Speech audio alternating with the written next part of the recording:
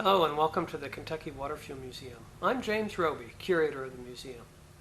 In 1996, an interview was conducted with Herman Pleasant Anderson, the water fuel inventor who converted this 1971 Ford LTD to run on water in the early 1980s.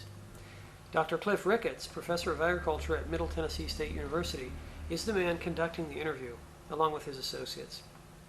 Dr. Ricketts and some of his students have been running cars on hydrogen from water for over 15 years, using solar electric panels to provide the electricity to perform the electrolysis on the water that is then stored in tanks and used on a vehicle. The video is of very poor quality, but the information contained in it is priceless, and I hope you enjoy it. And tell us what's inside of that little round box, that generator over there again. Explain that to us. Yeah, well, I was explaining. Yeah, but we didn't get you on tape, though. Yeah. See, I've got the cathode and anode. I've got that plated there. See, inside of it, it's a soft iron core. See, inside of both anode and the cathode. See, I do that for the reason because I'm getting my magnetics right to it. See. And it's very important if you're going to make this hydrogen fast, see, that you do that, see. And of course you got to have your cathode and anode separated just at the right place here, because if you don't, and making it fast that way, and without the divider down in there, see, you can't use the divider down in there. You got to use it up above, see. And you get a certain proximity here, see, and if you get it too close, you'll create a magnetic storm in here, and it won't do anything. It'll just blow around like a tornado, see.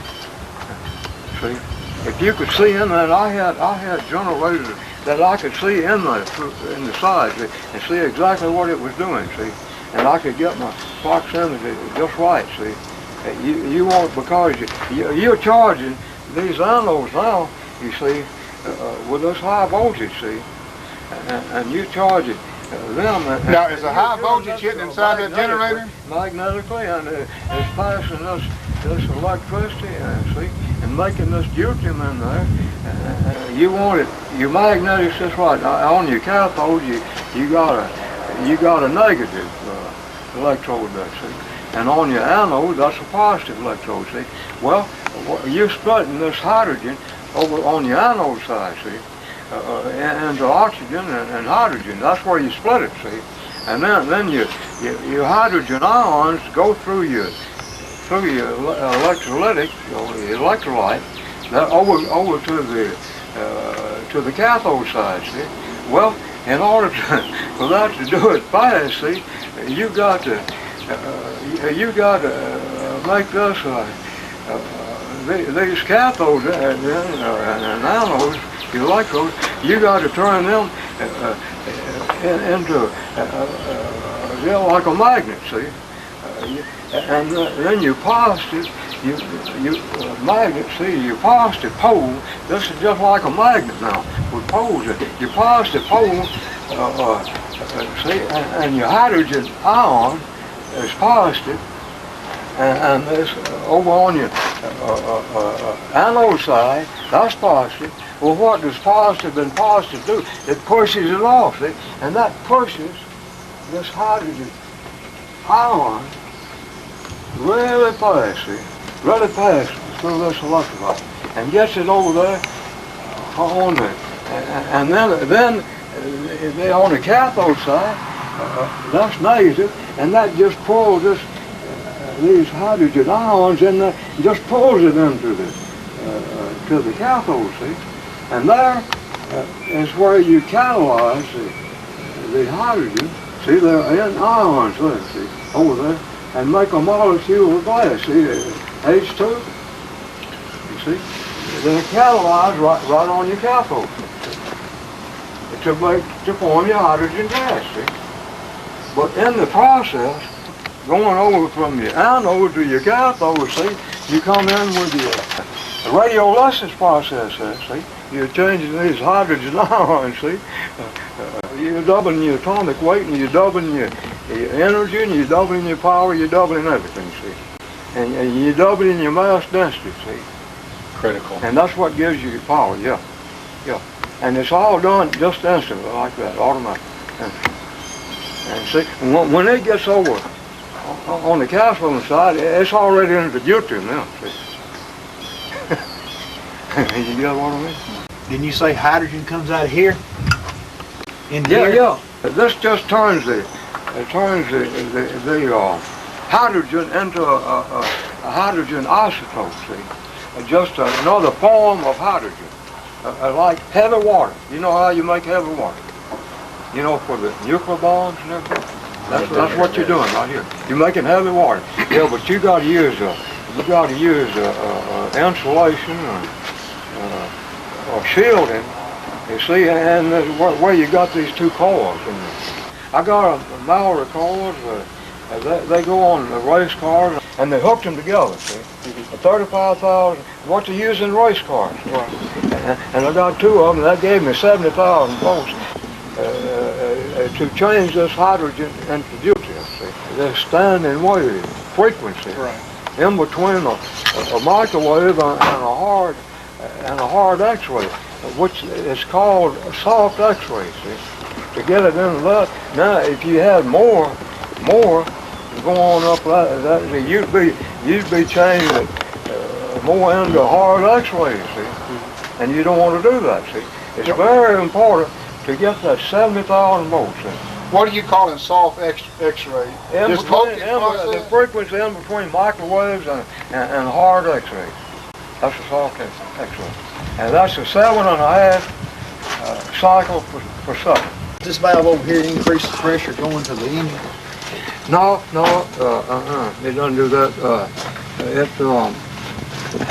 It gives the engine what it's demanding, see, and it just saves hydrogen, see. Otherwise, it would be pushing this, with this type of carburetor, it would be pushing this hydrogen and deuterium right through the carburetor and be wasting it like if you were standing sitting there at a red light, see, and that's making that hydrogen, you see, over here and push in here to a certain pressure there, see. It just gives, when you feed it, step on your accelerator, see, and demand more hydrogen to run your engine, accelerate your engine up, see, well, this will give it whatever it needs, see. Okay, that is a propane demand. That's a propane demand. Okay. Now this stuff, it was hard to get, see, I had to get that pressure valve out of Minnesota. Is that where the pressure increases right over there? Is that it? Is that the pressure increases? That keeps the pressure from getting too high, see. How does it generating, yeah. If you get pressure, it keeps making this hydrogen, see, in that generator. And if you're not using it, it'll keep on making it. If you don't have a device like that, it'll keep on making it and blow this up. It just cuts this system off from your battery, see, through a solenoid over here. Your valve, see, you're using this as you're making it. This is a system here. That you got a little factor right here. Okay. See? This gauge right there. Oh yeah, that's just pressure gauge. That's all. Very interesting thing over here. Now, it'd be hard to get. It'd be hard for you to get one of these. I got that out of California.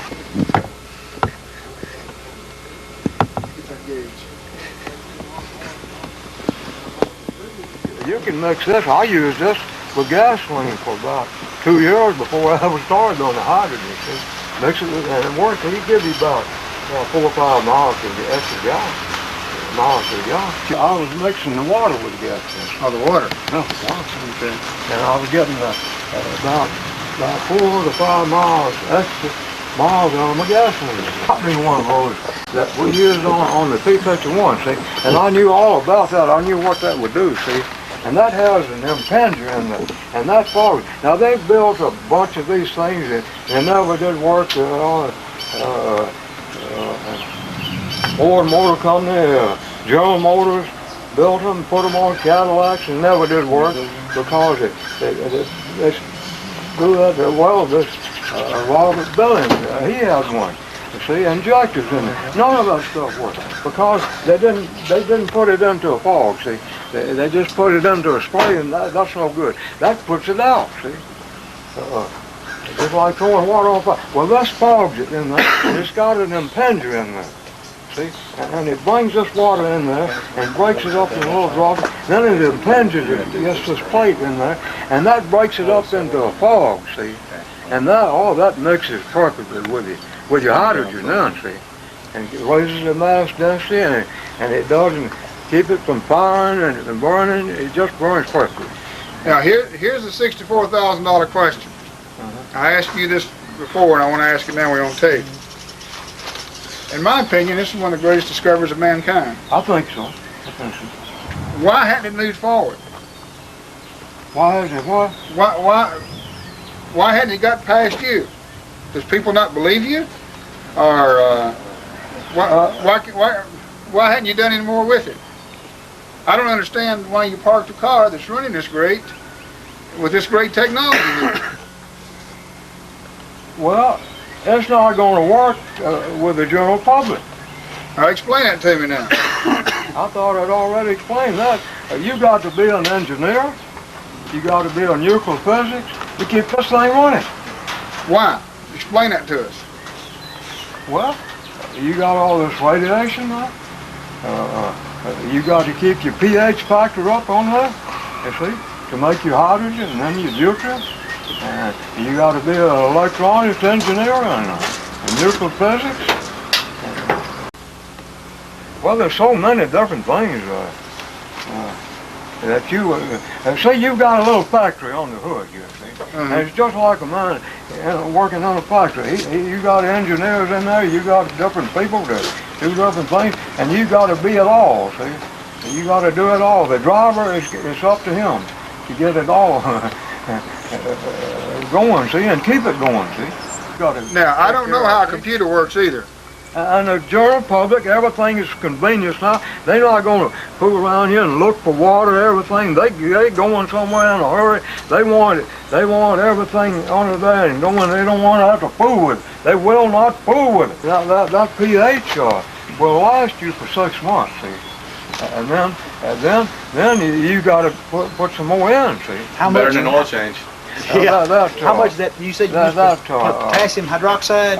Potassium hydroxide, yeah. Pour it in that cap right yeah, there, right? You pour it right in that cap. Right. Yeah. Are you just monitoring the pH? Yeah. You set your pH for 12, what'd you say, 12? 12. 12. Okay. I just did this enough to this to show that it would work, see. And there's a lot of things that you would need on here, see, you could use on here. You could use a condenser, see, and condense your exhaust and reuse your water, see. You could do that, see. I don't have that on there. But see, Billy's, he's got a patent on that, I showed you. Every time, you got to set this system up for the size engine you have. Okay. For the cubic inch engine you have. Now this is a 302. Okay. All right. You have one in this hydrogen carburetor, propane carburetor, what I use, see. But it works good for hydrogen, see. True. No, you see, I have to turn this upside down to keep from making a hole in my hood here. I had to get an adapter. Otherwise, I would have just set that right on top of the carburetor, but it would have stuck up through the hood. And I didn't want that, so I happened to find an adapter, and I turned the carburetor upside down. It don't make any difference about that, see, using that. But you're not going to have the room, and like changing a new car, the government wouldn't let you use this, see. These people right here wouldn't let you use it. You see? You got to get approved by these people right here, like I did, to get out on the road with it. It ain't going to do you no good sitting in your garage. So you see, this is electronics radiation. It doesn't put out radioactive radiation. Okay. It's different. What kind of rays are we talking about? Alpha rays, gamma rays, beta rays? What kind of radiation would you get if you were standing around it and it was operating and you weren't on the shielded side of it. You get EMF. Let's put it that way. EMF waves. Well, that comes off a high tension wire too. That's the same thing comes off right there. Oh no, that's not that dangerous. The hell it's not. Really? Red blood cells on the hell. Oh really? That wouldn't be good. You get AIDS or something that way. Well, that much voltage, 70,000 volts. We're using 22 amps. It's going to take you 22 amps to change the wire. It's going to take 22 amps to do that. But it don't know when you change it into deuterium, it only takes 11 milliamps. 11 milliamps. 11 milliamps. See, even if this were possible, the government wouldn't want it because there's no way to tax it. You have to make the hydrogen. You have to make the hydrogen a fuel cell and have it distributed at a gas station and have an inventory control on it so they can have a tax base, or else it's not going to go. You see, that's another thing. See, I should have told you. What about the taxes on this? Now I like to drive this car on the road and pay no taxes on the fuel. Let me ask you this question. The state's not going to do that. And the government either. Do you personally feel safe with it? Oh yeah, I do. So you're saying, I feel safe. Yeah. so you're saying I've got this car the safe. government won't let you do it because of their perceived danger. That's right. But you're not worried about it personally. No. Obviously, you wouldn't be as healthy as you are all the time you spend around. That's right. Yeah, that's crazy. Have you done anything inside to the engine? Inside of it, not a darn thing. Okay. No. So this is really All I've done is change the timing on it for the house. just the timing. And you've used a basic propane carburation system, gaseous system. Right. Explain to me that process right there again now. Well, your radiolysis Radiolysis, okay. it works off of a high voltage system. See? Okay. 70,000 volts on a 12 volt system. Okay. We'll do it, see. And you change that radiation. It's electronic radiation, see. Okay. Using electrons, see. Okay. Into a standing wave system there, see. It's like what you use to get cold fusion, see. A standing wave is a continuous wave. See, if you get the oscillations there just right, and the frequency just right, a standing wave frequency will continue to operate. See? It's just like through a lead crystal. See, radio waves coming through a lead crystal. Well, in that lead crystal, you set up a wavelength there of a standing wave, see, and that's why you can take a crystal set radio and amplify the current coming in there without any battery, see, because you got a standing wave system. And the same thing applies here, see. You're setting up a standing wave system there, and it runs right through you from the anode to your cathode, see. And in fact, the matter is pushing these hydrogen ions, and it just pushes them right over there to the cathode, and it speeds up your timing, speeds up your production of hydrogen, see. So really, except for that one piece that you give away, all the component parts are here. Yeah. So the bottom line is, it works. You feel good about it. Yeah. But one, the government wouldn't let it happen because of taxes and safety, and the general public wouldn't use it because it would just it's just too complicated and could not be safe if something went wrong. That's right. Just like that little pressure valve, if it didn't work, it could blow the thunder, right? Blow it up. That makes sense to me. It works. All right, now let me review this process. We have to use ionized or ozonated water. It's under pressurized system with solenoid valves and pressure gauges and so forth. Yeah. It goes into your specially designed generator electrolysis unit, which uses a cathode and an anode. Somewhere during the process, when it goes from the anode to the cathode, you add radiolysis, That's right. which is a process that then makes that hydrogen into deuterium. You call that the wires in there. You see, you call that corona wires. Corona wire. You know about corona tubes. You use these corona tubes in making this ozone. See? Well, and that, it's something similar to a corona tube. You gotta have electrical field, basically. You see, it's your high voltage discharge in there that does it. And that reverses the spin moments on every other one of your hydrogen ions, see, and draws it in to the nucleus of the atom. I've got 59 years of experience working with cosmic rays and ions alone, see. And I specialized in ionics, see. And I coined the term for ionics, see. And I started that 59 years ago. And all my years of experience, if I hadn't had that, I couldn't have done this.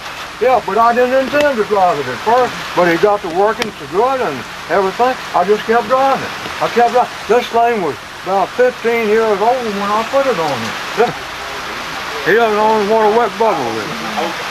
I don't think that's You know, you see, that's the reason I recycle this. And I kept the temperature down. See, this stuff gets hot. It's hot in here. And if you get over 180 degrees, it's going to boil you. Your electrolyte. Yeah, your electrolyte outlet. It's going to become volatile.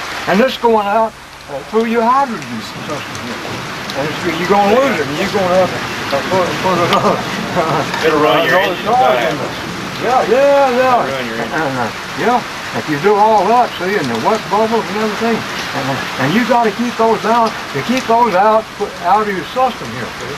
And then you do that by putting pressure up here, see, and putting a certain amount, you're putting 8 ounces of pressure on it, and that'll keep these bubbles pressed down, see, and they'll come out through this side, that hole right there, and come right up through this fan pipe here, and then right back down underneath there, right back into the system.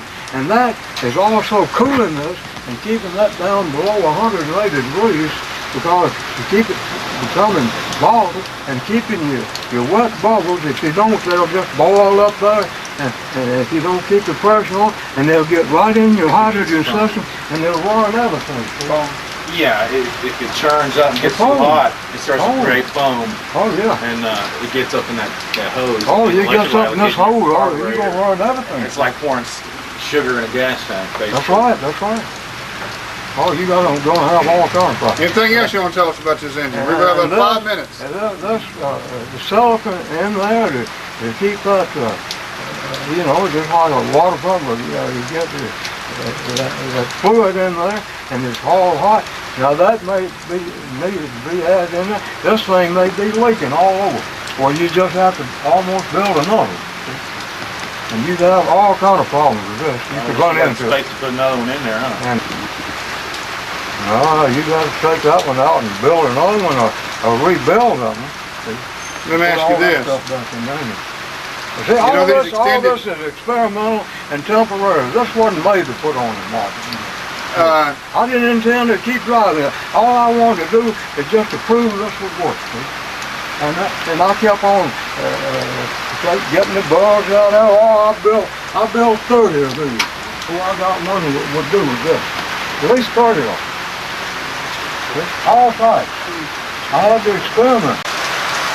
No, this car is going in a museum. Herman says in the interview that he gave the high voltage part of his system to a Donald Brisby. We caught up with Donald earlier this year and videotaped an interview with him about the application of the high voltage device to his chamber, which is different from Herman's, but the high voltage application is similar. Hope you enjoy it. So how did your high voltage get into your electrodes then? I had an extension wire that ran around the whole unit to give it the radiation. But the wire that ran to that went round and round the whole unit there. You won't see it there because it ran around the unit. In other words, did it go just around this drum here, or what?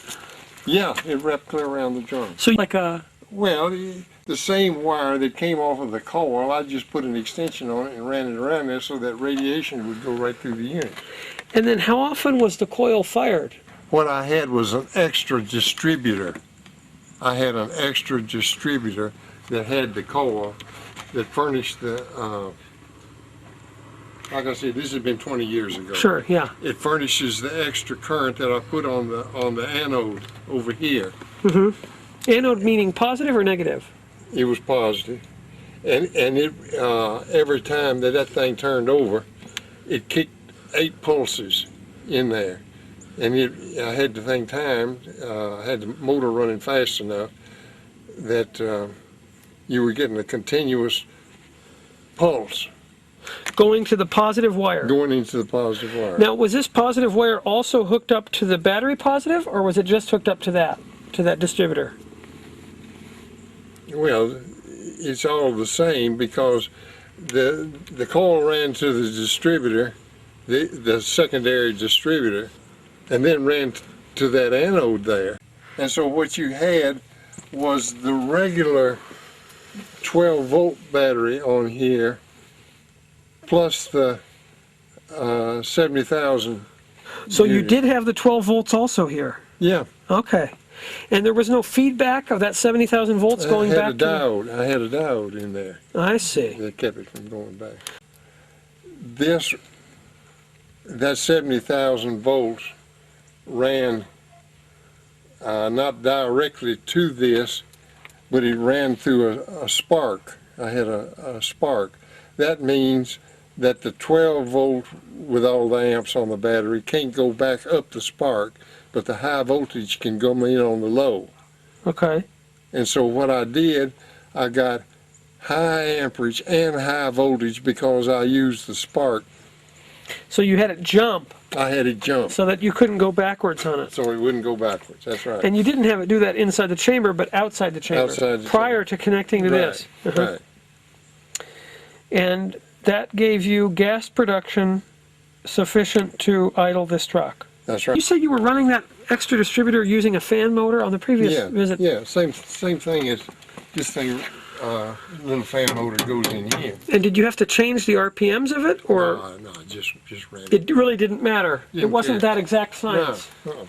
All I want to do is pulse the current. And then all the 8 wires fed into the same junction on the thing, which gives you a pulse, a DC pulse, 8 times whatever the RPM is, and hey, it works fine.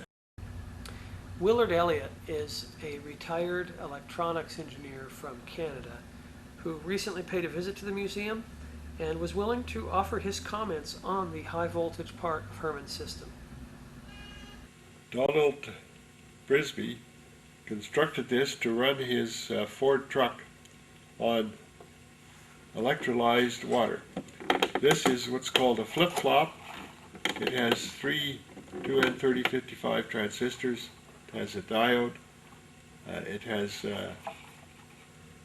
3 capacitors and 3 resistors. And as we haven't analyzed the circuit, we aren't sure exactly what it is, but there's a potentiometer to adjust the frequency of the flip-flop.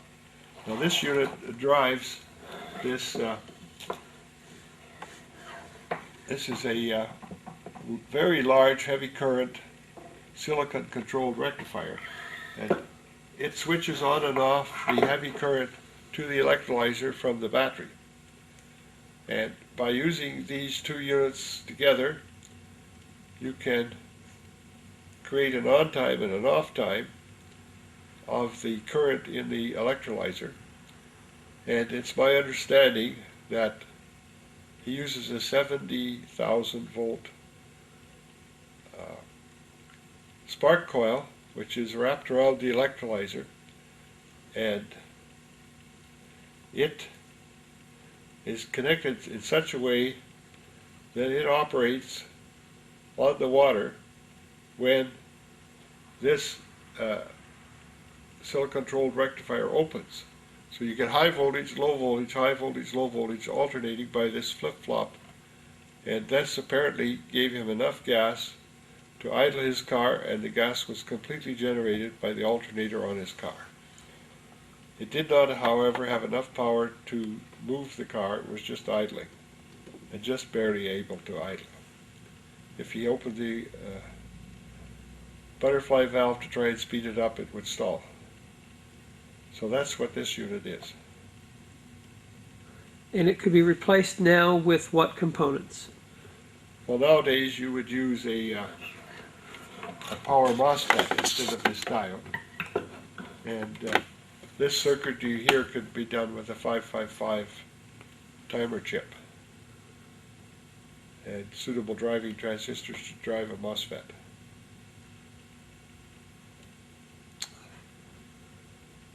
So it is not as hard to do today as it was in 1980 when Donald built this. But what about the air gap that he used? Well, the air gap was the where the spark, the 70,000 volt spark went to the water when this was turned off. So the 70,000 volt spark went through an air gap to the two terminals on the electrolyzer, and was also wrapped around the electrolyzer. So you got both magnetic and plasma effect from that arc of the spark. So he was passing the arc through his chamber. The arc was not in the chamber, it was external to the chamber, but its effect was going in the chamber. No danger of exploding the hydrogen gas in the chamber by that? But the fact it's outside, it would not contact any of the gas. Well, if you had any discharge inside your electrolyzer, it would be destroyed by the explosion. So the only energy inside the chamber was 12 volts from the alternator? Yes, provided by this diode. And when the diode wasn't closed, the voltage from the spark plug of that arc also flowed through the electrolyzer. Well, the voltage would probably still be 12 volts, but it would fill in the period when this flip-flop was off, and there would be some spike put on the water by the fact that the spark flashed through the gap that was external, and the plasma there would create some effect on the water itself. And so the purpose of the gap? It's just to allow the spark plug coil to work, because if you don't have a gap, you're shorting it out and you won't get any current or any spark. So you have to have an adequate spark area similar to you have in a spark plug. So you could be achieving the radiolysis that Herman Anderson speaks of by using this kind of discharge of what he calls a corona discharge. I guess some people would call that radiologists. It's really just a spark between two contacts, an open air spark. Except that you're wrapping the cylinder, the chamber, the electrolyte chamber. The spark plug wire is wrapped around the chamber, so the current in that spark also produces a magnetic field in the fluid. But simply having a long spark plug wire wrapped around the chamber would causes a magnetic effect. So you basically want to wrap a spark plug wire around a chamber and terminate it with a spark plug, maybe just taped or strapped Well, to I'm it. not saying you want to do that, but that's what Donald Brisby did, and it appeared to work. So the end of the line is the spark plug. And in between the spark plug and the coil, you wrap it around the chamber. Is that the idea? Right. We hope you enjoy this investigative effort to find out exactly how Herman's car operated. And we hope that it inspires others to make similar progress